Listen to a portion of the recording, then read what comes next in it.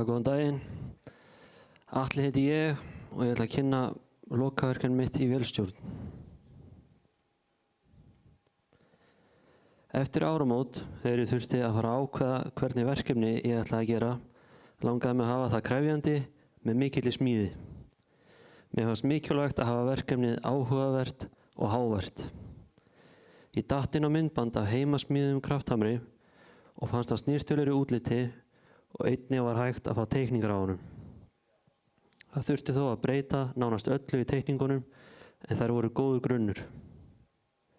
Hugmyndin krafthamar nær aftur til fornaldar. Dæmi eru að Kínverjar hafi notað þá 200 árum fyrir Krist. Svokallaðir tripphamrar voru svo notaðir í Evrópu á 12. öld. Þeir virkuðu eins og fallöxi, röð, hjóla og gíra dró hamarinn á loft þar sem hann losnaði og þyngdarkrafturinn sá rest. Sumir þessara hamra voru gífurlega þungir. Venjulega veittu gufu eða vasknúin hjól afli til að lyfta hamrinum aftur í háa stöðu. Miðja 19. öld voru mekanískir og gufuknúnir krafthamrar teknir við af gömlu tripphamrunum. Með því að fylgja högginu eftir gat krafthamarinn slegið efnið með sama krafti og tripphamarinn þrátt fyrir að vera mikið minni. Hamarinn sem ég smíðaði er rafdrifinn og notar hjámiðu til að lyfta stimplinum og fylgja högginu eftir. En til hvers nota maður krafthamra? Að þeir eru notaðir til að smíða úr stáli og forma það, til dæmis búa til hnífa til ýmissa nota. Hægt er að búa til svokallað damaskusstál, þar sem maður leggur saman stál með mismunandi kolefnisinnihald og Forge veldar það saman, en það er gert með því að hita stálið og draga það út með hamrinum og brjóta svo stálið saman, þannig að það hefur mörg mismunandi lög af mismunandi kolefnisríku stáli. Síðan er hægt að dýfa þessu í sýru og þá birtist mynstur í stálið. Ég byrjaði á að velja mótor fyrir verkið og ákvað að fá mér 1,5 kW 3-fasa mótor sem snýst á 420 snúningum.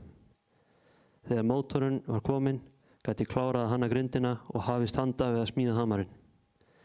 Ég fékk að nota aðstöðuna í slipnum til að vinna verkið og geyma það sem var mjög þægilegt. Ég gat því unnið í því þegar ekki var skipulögð vinna í gangi. Ég gat unnið verkið að mestu leyti sjálfur, en þegar kom að því að fræsa stimpilinn fékk ég mjög góða hjálp þar sem Þór rennismjör í slipnum fræsti úr stimplinum fyrir mig. Í þessu verkefni voru mörg mismunandi handverk.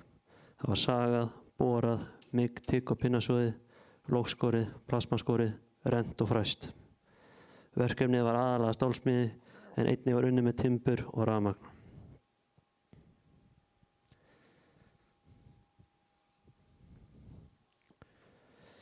Smíðin á grindinni hófst 5. mars. Í grindina fóru 12 metrar af 50x50 sem 3 prófíl. Þegar búið var að saga og bora, stilti ég upp máta á suðuborðinu í slipnum. Það gekk ekki betur en svo að ég eyddi heilu kvöldi að reyna að ná grindinni eins að framan og aftan en ekkert gekk. Kvöldi eftir mætti ég vopnaður með laser, sniðmáta og 2 auka hendur og þá gekk þetta eins og í sögu og grindin punktu saman á 2 klukktímum. Eftir það var hún heilsoðin og verkefnið byrjaði að taka á sig mynd. Sláttursamsetningin var það eina sem ég breytti ekki frá upprunalegu teikningunum, en það gekk þó ekki smurt fyrir sig þar sem litlar upplýsingar voru gorminn sem ég þurfti að nota, þannig það var bara giskað á hversu stífur hann ætti að vera. Einnig var ekki allt efni sem notað var í teikningunum til hér á landi, þannig það þurfti að aðlaga verkefnið að því sem hægt var að fá. Stimpillinn er gerður úr 100 mm vélastáli og er 35 cm að lengd. Til þess að stýra stimplinum fékk ég mér 120 mm POM-öxul sem ég rendi innan úr þar til gatið var 101 mm. POM-slífinn situr svo í röri sem er soðin á grindina. Neðan í stimpillinn er síðan boltaður 100 mm plati úr 16 mm plötu og á hann er soðin gamall hamarhaus. Botnin er samansettur af 8 stykkjum á 80 cm löngum, 125 x 125 löngum og ofan á það kemur 6 mm þykk stálplata. Þetta er myndband. Það fór sem sagt í gangi í gær. Hönnun verkefnisins hófst í loki janúar og verkefnið var fullklárað í byrjun maí. Það fóru því ófáir tímar í það. Verkefnið var krefjandi en með hjálp vel valdra einstaklinga var öllu reddað. Mér fannst verkefnið ganga nokkuð vel en það kom mér þó óvart hvað þurfti að græja ótrúlega marga hluti áður en hægt var að púsla þessu saman. Það sem hægt er að bæta við þetta verkefni er að smíða betri steðja og fleiri hausa til að setja neðan í hamarinn. Einnig kom í ljós þegar ég prófaði hamarinn að það snýst of hratt en það er hægt að laga það með því að breyta stærðum á reimhjólum eða bæta við tíðnibreyti og stýra hraðanum þannig. Verkefnið veitti mér góða innsýn í skipulagningu á verki og kostnaði á slíkum verkum. Þar sem ég smíðaði nánast allt verkefni sjálfur og gerði það fyrir mig, gæti ég raun smíðað allt í kringum þann búnað sem var í boði og þurfti jafnvel bara að hanna stykki í hausnum á staðnum á meðan ég var að kaupa efni. Ég vil þakka Slippnum Akureyri fyrir alla það aðstoð sem þeir veittu mér og leyfa mér að smíða og geyma verkefni á staðnum.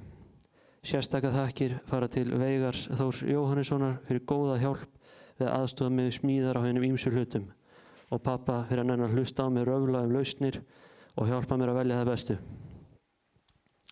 Takk fyrir mig.